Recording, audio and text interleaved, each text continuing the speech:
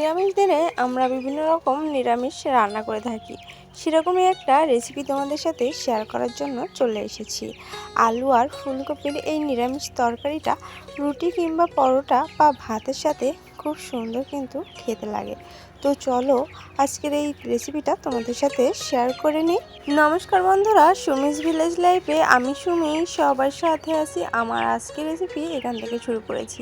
আমি কিন্তু এখানে গোটা গোটা করে ফুলকপি আর এখানে নতুন আলু এভাবে কেটে নিয়েছি। দেখেই বুঝতে পারছো এটা বলে দেওয়ার মতো কিছু নেই, তো গোটা গোটা করেই কিন্তু এভাবে কেটে নিতে হবে। আমি কিন্তু এখানে নতুন আলুটাই ব্যবহার করছি। প্রথমে চলো কিছুটা জল ফুটিয়ে নিয়েছি আর তাতে এই ফুলকপিগুলো এভাবে হালকা সেদ্ধ করে নিতে হবে। যাদের ফুলকপি খেলে গ্যাস হয় তাদের জন্য কিন্তু এই টিপসটা ফলো করতে পারো। এভাবে ফুলটা হালকা করে ভেপে নিয়ে তারপর যদি ফুলকপি আর আলুর তরকারি বা যে কোনো ফুলকপি রেসিপি করা হয় তাহলে কিন্তু গ্যাসের সমস্যাটা হয় না। তো এইভাবে দেখো আমি কিন্তু হালকা লবণ দিয়ে নিয়েছিলাম আর তারপরে দেখো এক এক করে কিন্তু হালকা সেদ্ধ করে নিয়েছি। আমি কিন্তু সেদ্ধ করিনি, তোমরা দেখে বুঝতে পারছো এটা কিন্তু হালকাই সেদ্ধ করছে। তা এইভাবে সেদ্ধ করে তুলে নিয়ে তারপর চলো এবার আলুগুলো ভালো করে ভেজে নিই। তো নতুন আলুটা বা যে কোনো সবজি নিরামিষ তরকারি রান্না করার আগে এই তরকারিগুলো কিন্তু ভেজে নিলে তরকারির স্বাদটা কিন্তু বেশ ভালো লাগে। সেজন্য তোমরা যেই নিরামিষ রান্না করবে তো সেই তরকারিগুলো আগে কিন্তু এরকম একটু ভেজে নিলে বেশ ভালো লাগে। আর শীতের সময় তো অনেক রকম তরকারি পাওয়া যায়, তো আলু আর এই ফুলকপি রেসিপিটা তোমাদের কাছে কিন্তু বেশ ভালো লাগবে। যারা নিরামিষ খাও সব সময় বা নিরামিষ দিনগুলো থাকে, আমরা যেমন বিভিন্ন দিনে নিরামিষ খেয়ে থাকি, সেসব দিনগুলোতে কিন্তু এরকম রেসিপি হলে পুরো জমে যাবে। তো আলুগুলো দেখো হালকা হালকা করে যখন ভাজা হয়ে গিয়েছিল তখন কিন্তু আমি এই ফুলকপিগুলো যেগুলো হালকা সেদ্ধ করে রেখেছিলাম সেগুলোই কিন্তু এখানে দিয়ে নিলাম। তো আলু আর ফুলকপিটা একটু লাল লাল করে ভেজে নেব। আমি কিন্তু এখানে এখনও লবণ হলুদ কিছুই কিন্তু ব্যবহার করিনি।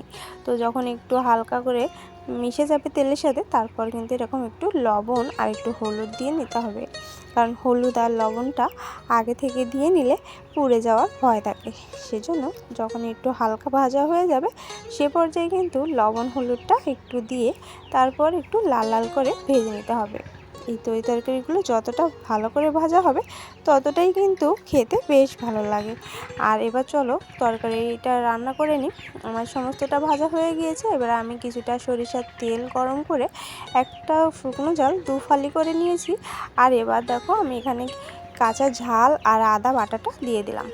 আর এবার টমেটো বাটাটা ব্যবহার করছি। আমি একটা টমেটো বেটে নিয়েছিলাম আর এখানে জিরে আর দিয়ে ভালো করে বেটে নিয়েছি। আর কিছুটা কাজু বাদাম বাটা আর সেটা কিন্তু এই দিয়ে দিলাম।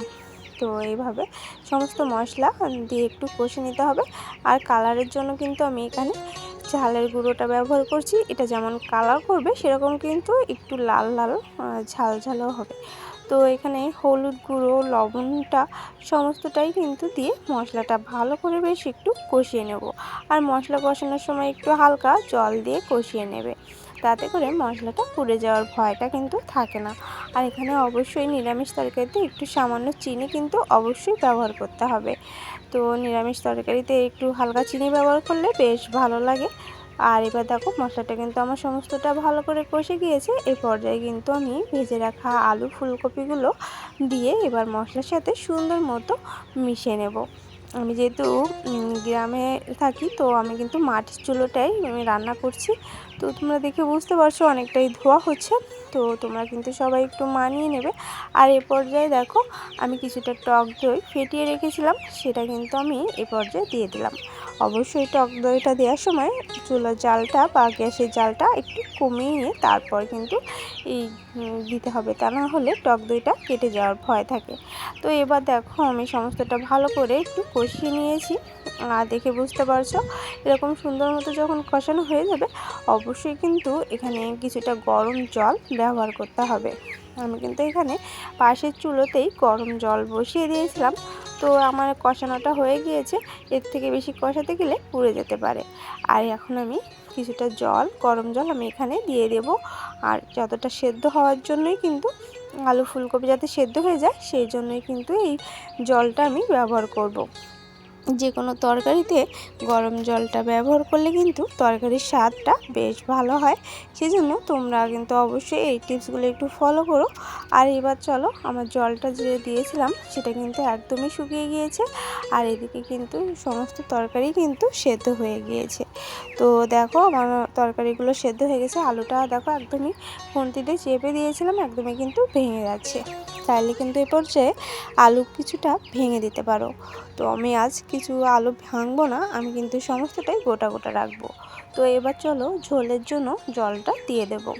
অতিরিক্ত ঝোল করব না, তো যতটুকু ঝোল রাখা যায় ততটুকু ঝোল রেখে নেব। আর তোমরা কিন্তু চাইলে এখানে ঝোল না করেও অল্প গামাখা ঝোলটা করে নিতে পারো। আমি যেহেতু ভাত দিয়ে খাবো সেজন্য কিন্তু আমি হালকা একটু ঝোল করব। আর তোমরা যদি রুটি বা পরোটার সাথে খেতে চাও তো অল্প জল দিয়ে কিন্তু তোমরা এই নিরামিষ তরকারিটা রান্না করে নিতে পারো।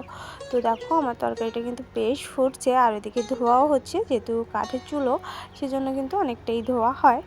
তো এবার দেখো তরকারি যতটুকু সুন্দর ফুটছে, আর এই পর্যায়ে আমার কিন্তু হয়ে গিয়েছিলো, তাই কিন্তু গরম মশলা বাটাটা দিয়ে নিচ্ছি।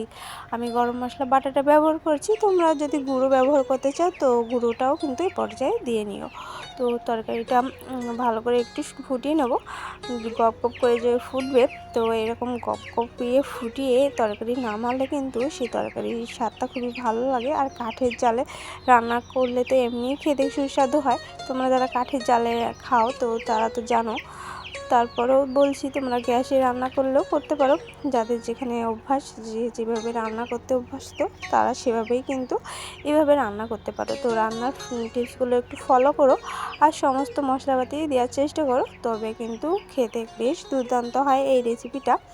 তো এই পর্যায়ে দেখো আমার তরকারিটা সমস্তটা খুব সুন্দর ফুটছে, আর সেটাই তোমাদের সাথে একটু শেয়ার করে নিলাম। আর এখন কিন্তু আমার রান্নাটা একদমই কমপ্লিট হয়ে গিয়েছে। আর এই যে দেখো আমি একটা গামলায় ঢেলে নিয়েছি। তো এখানে কিন্তু তরকারিটা উপরে দেখতে পাচ্ছ হালকা হালকা সরের মতো পড়েছে, মানে তরকারিটা কিন্তু একদমই রেডি হয়ে গিয়েছে।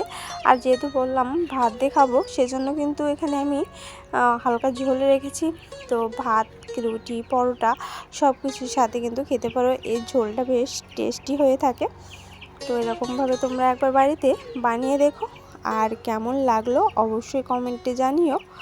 এখনও পর্যন্ত যারা লাইক দিতে ভুলে গেছো তারা কিন্তু অবশ্যই একটা লাইক আমাকে দিয়ে নিও। তোমাদের একটা লাইক আর সুন্দর সুন্দর কমেন্ট কিন্তু আমাকে ভিডিও করার উৎসাহ অনেক গুণ বাড়িয়ে দেয়। তো অবশ্যই তোমরা কমেন্টটা করো আর লাইকটা দিয়ে নিও। আর নতুন যদি কেউ এসে থাকো অবশ্যই সাবস্ক্রাইব করে পাশে থেকে দিও। আর নতুন নতুন ভিডিও দেখার জন্য আমার চ্যানেলের পাশে অবশ্যই থেকে যেও। তো ভালো থেকো, সুস্থ থেকো, পরবর্তী একটা ভিডিওর সাথে থেকো।